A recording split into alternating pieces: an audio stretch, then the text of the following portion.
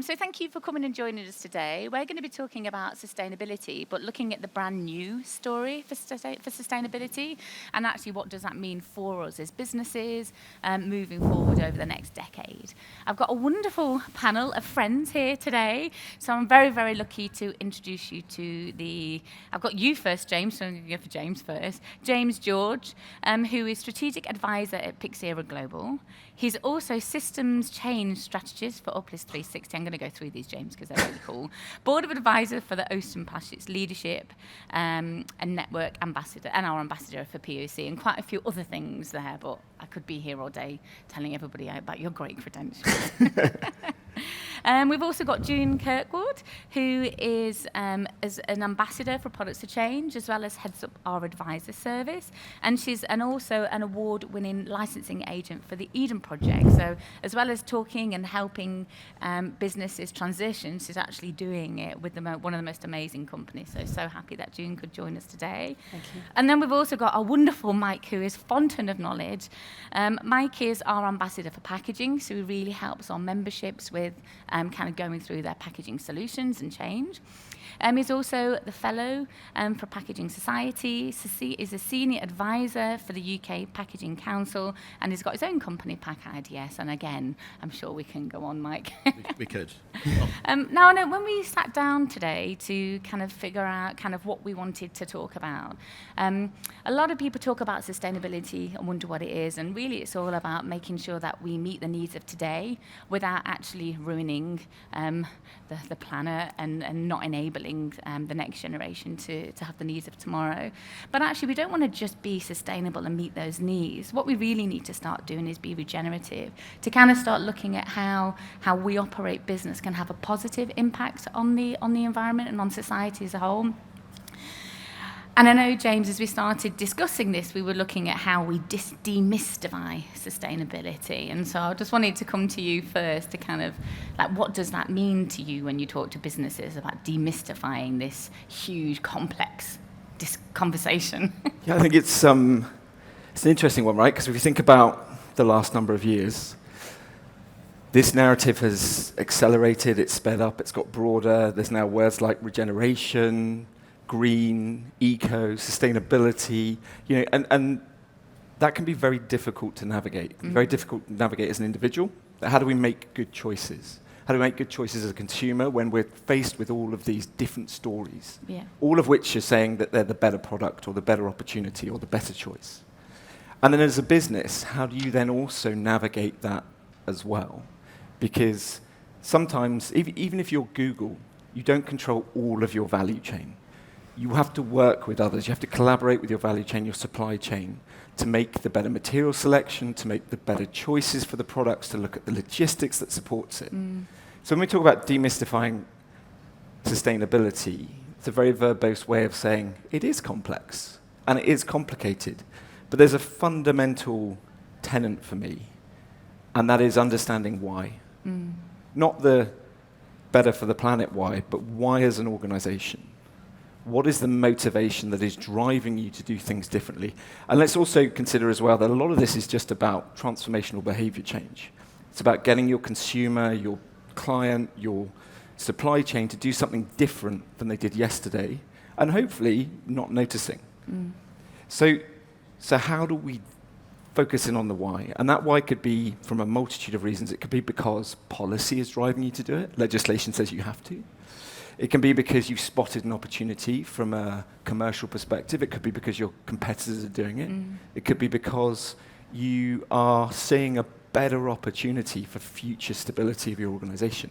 And actually, any of those reasons are equally valid in the current system that we have, the current global economic system that we have. So focusing in on the why, I think, is the starting point to demystify.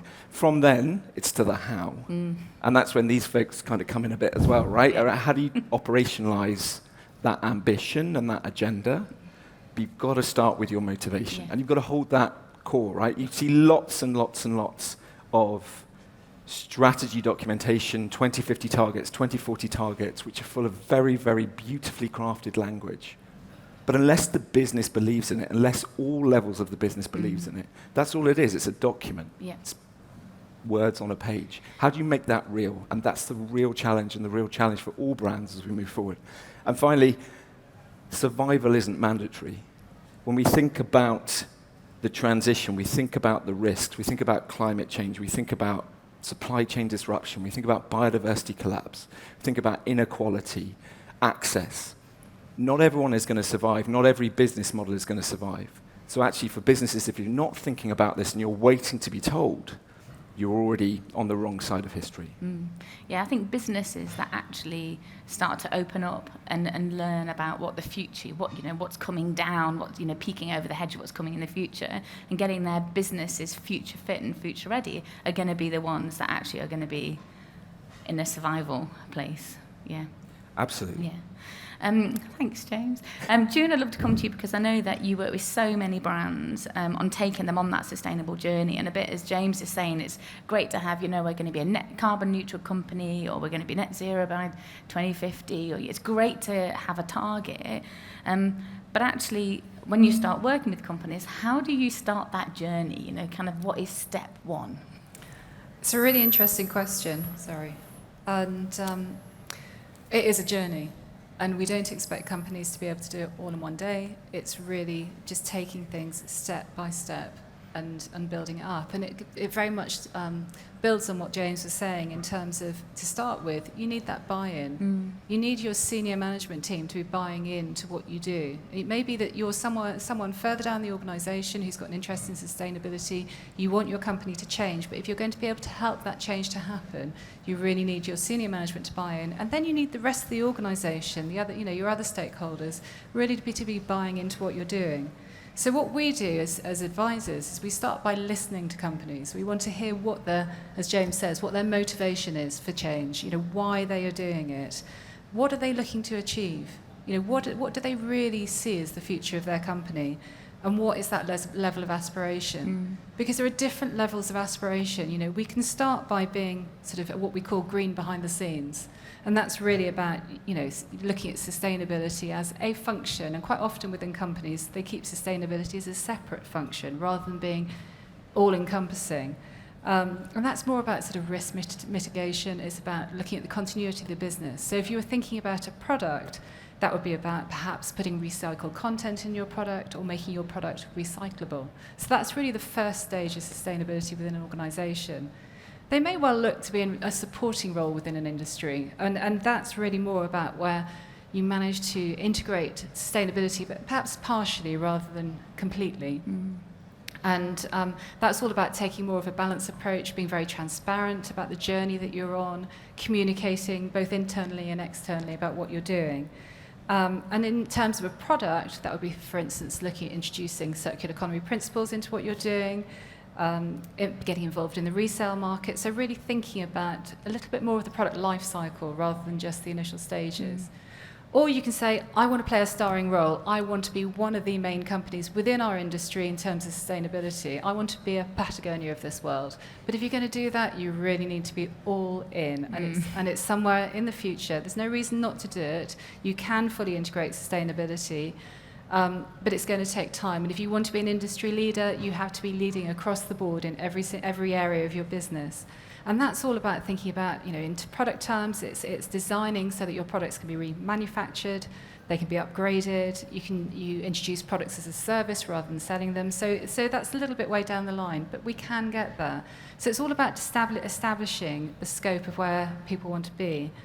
Then, as advisors, we look at what they're already doing, and we do what we call a landscape assessment, and that really informs us as to what their motivation is, but also how they're already talking about sustainability. And then the next step is to really establish what their ambition is and what their principles are, because if you can get a company to really understand about why they are doing what they're doing, how far they're willing to go, and what priorities they will use for decision making, then that can inform every decision that is made throughout the company. It's all very well deciding you want to be sustainable, but if you're going to make that decision and then it doesn't take part in every decision that you make, then you're going to find that there's a clash. So it's about creating those clear principles, that clear ambition, those clear principles, and then taking a really clear and consistent approach across the board, across the organisation, to sustainability. And then when you talk about it internally, then that enables you to talk consistently. It means that all functions have a really good understanding of what they're doing. And it needs to be a pragmatic approach. So if business continuity is very much part of what you need to do, then that has to be included in your strategy. That has to be included in your ambition and principles. There's no point talking about doing one thing, but causing problems with your sales team. Everything has to sort of flow. And then externally, once you've got that ambition and principles in place, it makes it much easier to talk to people about what you're doing and how you're doing it.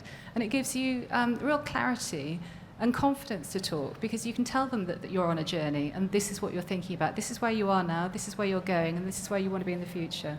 So really, first steps, let's get that ambition and principles in place, and then we can start to roll out the rest. Because I know some of the people that you've worked with have done, they might have looked at their packaging, and then I'll come to you in a minute as well, Mike, and think, okay, we've done this and we want to do more, but what do we do next? And I guess you're working with it to kind of take a step back and understand why are they doing that, and where do they want to move their business to? Absolutely, because if you start from a place when you have a really clear idea of what your organisation wants in terms of its ambition, sustainability-wise, it just makes everything so much easier. It means there's no clash, there's no rubbing up against problems when you try to put it into practice. Yeah.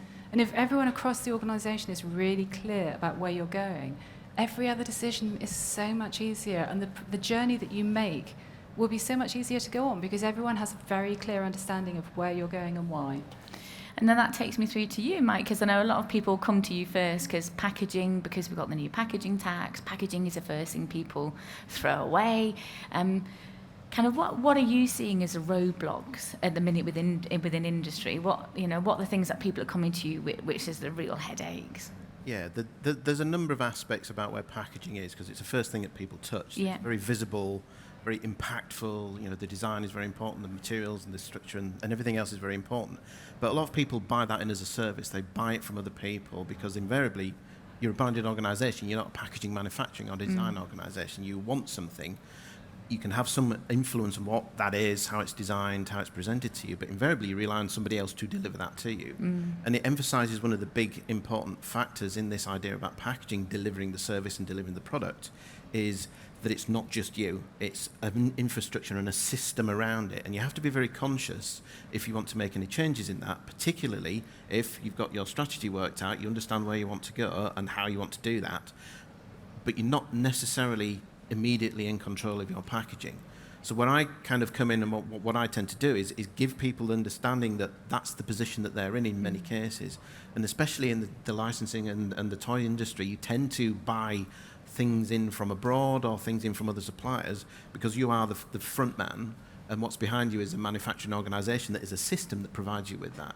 So making any changes which are often driven by the brand owner, because it's those guys that are in the firing line for plastic tax, for consumer perception, for certification to make sure it fits with OPRL or it fits into the right recycling bins, you almost realise you have to be able to influence and change the systems behind that in concert with the direction that you want to go in.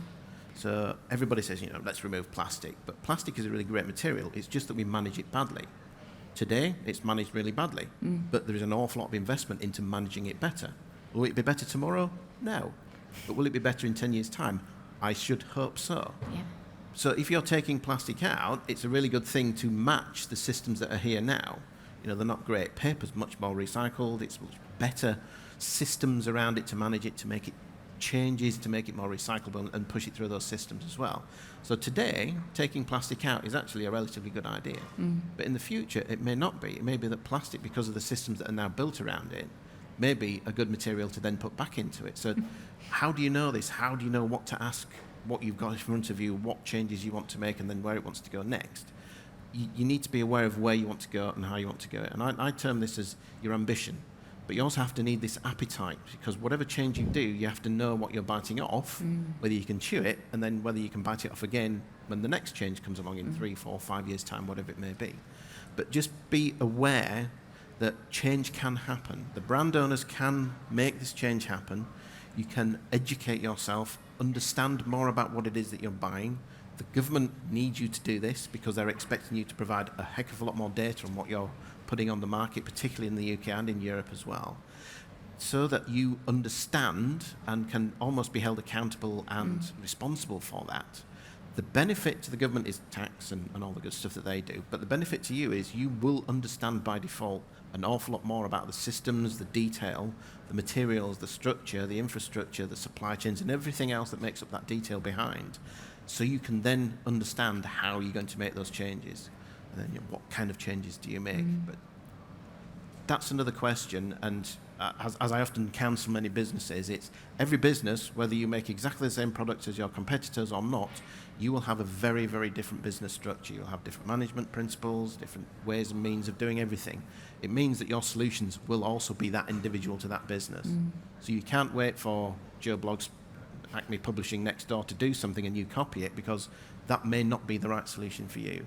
What you really need to do is get your head around and educate yourself around the packaging, the materials and the formats that you have. Understand the direction of change that you want to go in and ask for help. You know, there's myself, there are lots of people like me out in the industry that can help. Ask the questions, network, find people that will be able to provide you with that information. Some of it's free, some of it's paid for. That's the business that I'm in.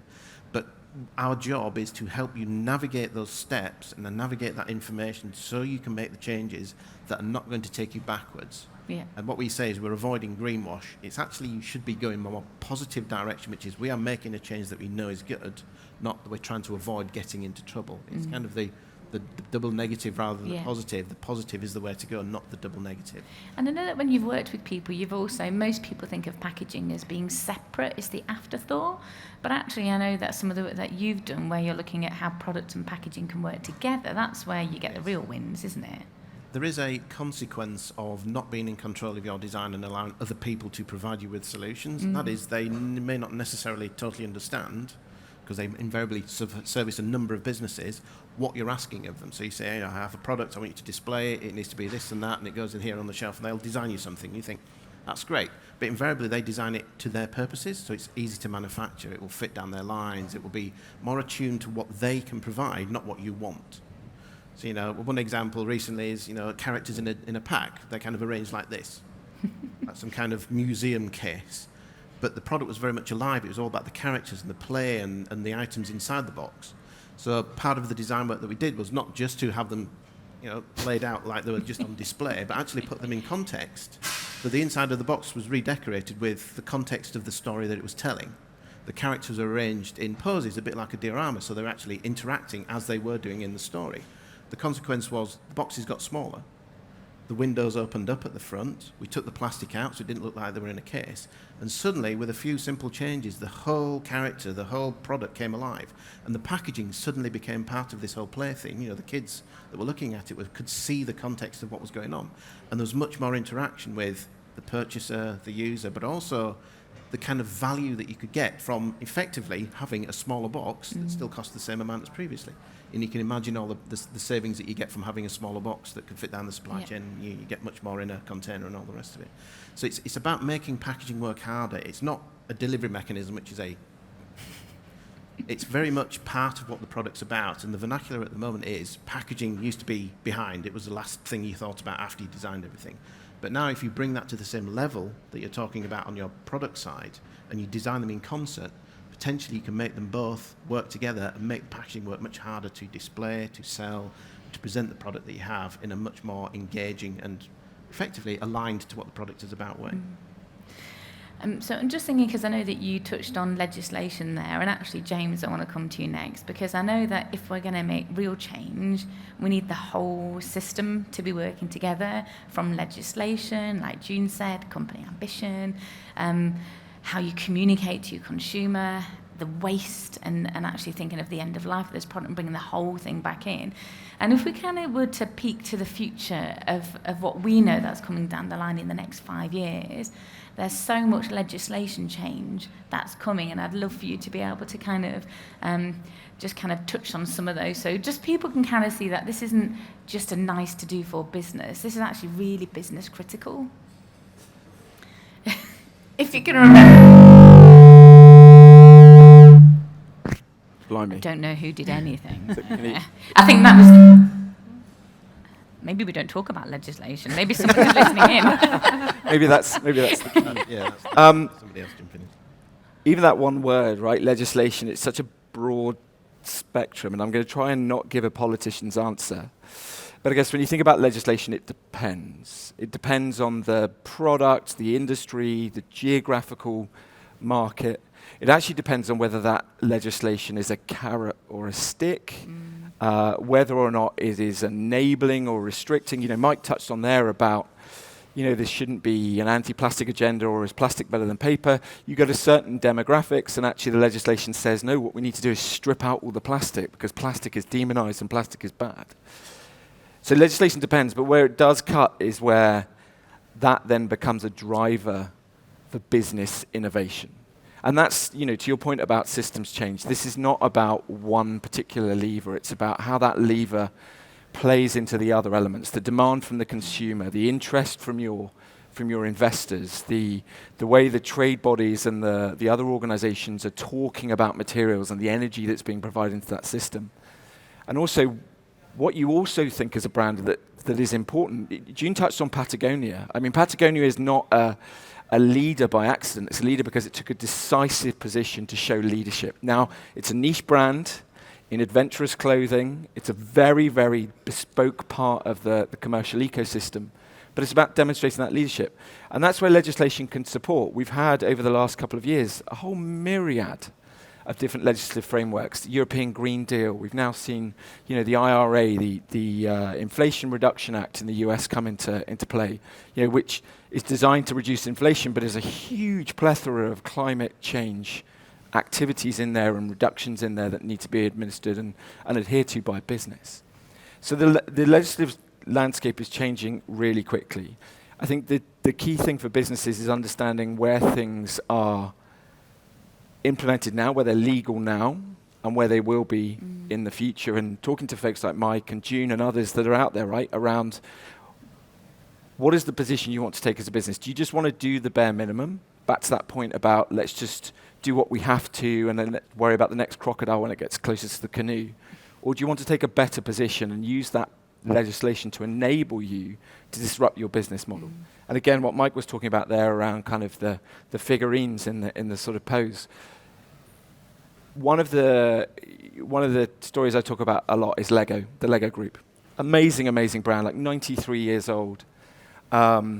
They have made their entire business over the last 93 years based on the fact they sell little plastic bricks. That's it. First wood, then plastic. It's about 100 billion Lego bricks in the world. First question is, how many Lego bricks are enough? Second one is, you know, they're obviously not equally distributed. But if you're Lego, what's your biggest challenge? Biggest challenge is no one throws Lego away. Where is it? It's under the stairs, it's in the loft, it's in the garage. You give it to kids, to the grandkids. It circles round and around, but it circles away from the brand itself. So Lego's biggest challenge when they get asked by legislation or they get asked by their consumers or by other kind of groups is, well, how much recycled content are you getting back and putting into your materials? So, well, we can't get Lego bricks back because no one throws them away. There's value. There's still intrinsic value. It stays in the economy. So how does Lego crack that nut? Especially as well because 60 to 65% of their workforce are involved in making little bricks and have been for the last 90 plus years. So if you move away from making little plastic bricks, which in many circles is not what we want to be doing, making stuff out of plastic, what do you do then? Sack 60% of your workforce on the spot because you're no longer making Lego bricks? So there's this beautiful natural tension that Lego are trying to position themselves for the future because legislation is saying you need a percentage of recycled content. You need to make sure that the materials and goods you produce fit into the recycling or the reuse system that exists out there. And then on top of that, you've got the legislation that says because it is a toy, because it potentially goes in children's mouths, has to have a certain chemical composition that you can't deviate from. So there are all these lovely, beautiful natural tensions. Ultimately, Lego wants to shift to a position where they just sell play. So they know what Lego bricks you have in your house. They know what sets you bought, and what they then sell you is play. They sell you designs rather than bricks. But right now, they can't do that. Legislation may force them in the future, but right now, they're trying to work within the constructs they have that the legislation is providing. So it's a really tricky one.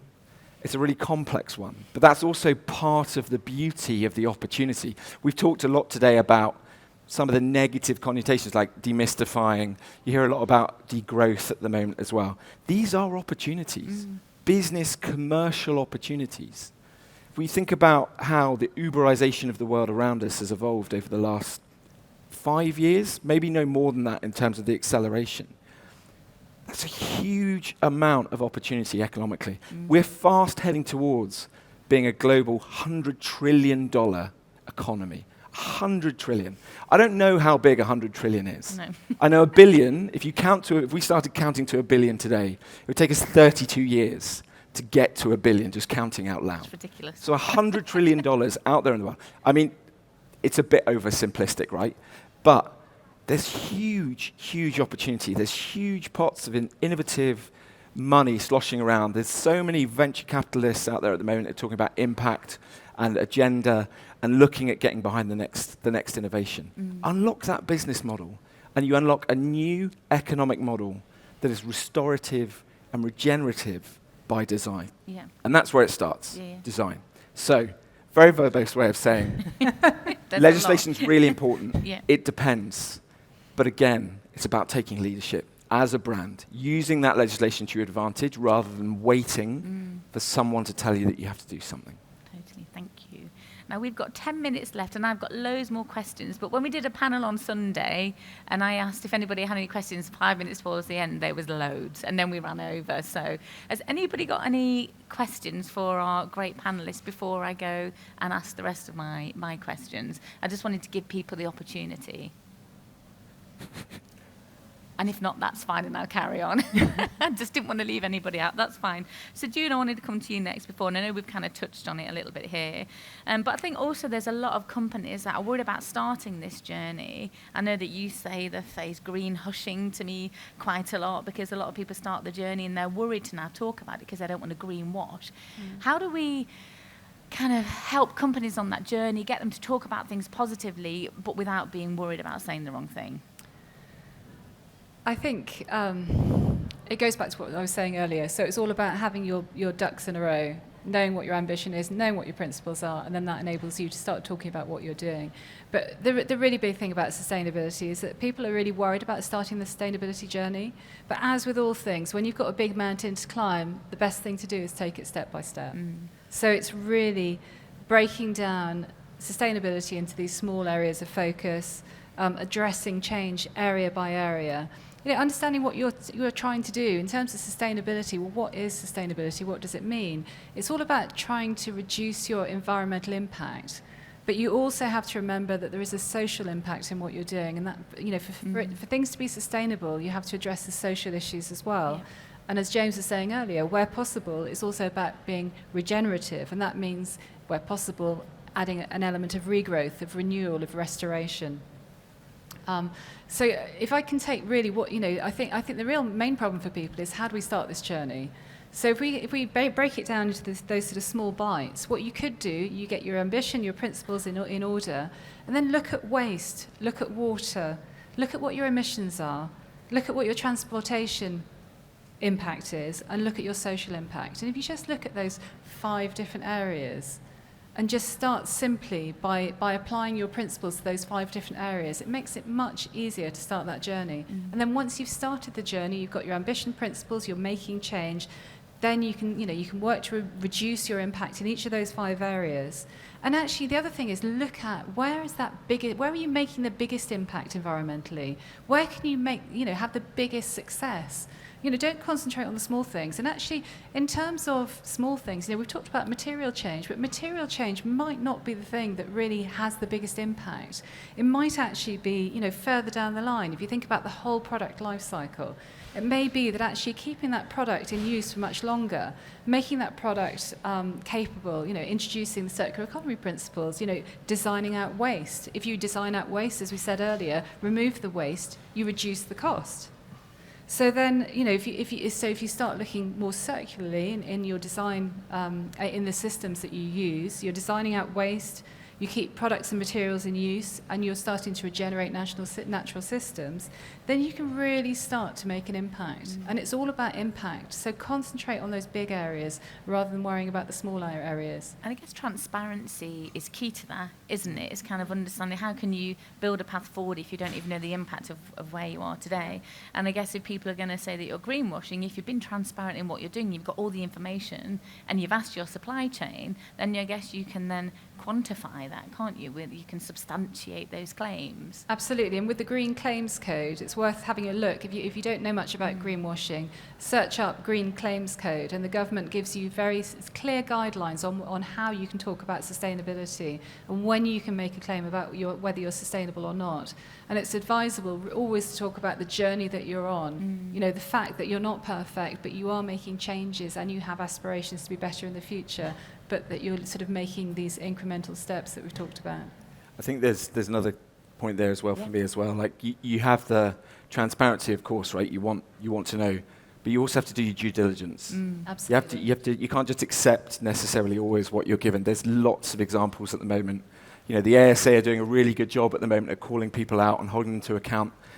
Remains to be seen whether they're paper teeth or not, but you know, there's still a lot of public exposure for big brands getting it wrong. And they're not getting it wrong maliciously, but it's actually about that due diligence. How do you dig into those claims? Yeah. And how do you not make this just about chasing the numbers and chasing the data?